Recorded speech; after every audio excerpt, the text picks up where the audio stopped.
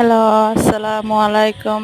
কেমন আছেন গাইস? ভালো আছেন? এই যে আমি আলু ভর্তা বানাইতেছি। প্রথমত আলু বালাটিকে মাখামাখি করে লবণ দিলাম, মরিচের গুঁড়া দিলাম, তারপর আস্তে দিও পেঁয়াজ, দুইটা না ভাজা পেঁয়াজ কুচি দেখাইয়া দিও তুমি সব খোলা দিলাম। দুইটা তারপর দিবাই মাখামাখি করে ভালো করে মাখামাখি করলাম। আলু করার চাটনি না পর এই দেখেন আমি কীরকম মাখাইতেছি।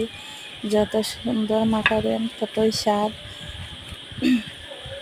আলু ভর্তা মাখানোর কাছেই স্বাদ বেশি। ভালো করে পেঁয়াজ তেলের মধ্যে ভাইজা নেবেন, সরিষার তেলের মধ্যে ভাইজা নেবেন পেঁয়াজ। ভাজা পেঁয়াজ দিলে আরও স্বাদ হয়, তেলে ভাজা পেঁয়াজ দিলে স্বাদ হয়। আর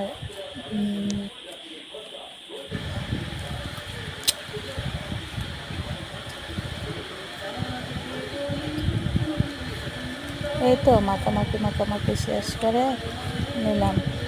আর সরিষার তেল আগেই দিয়ে দিয়েছি, এখন আর দেব না।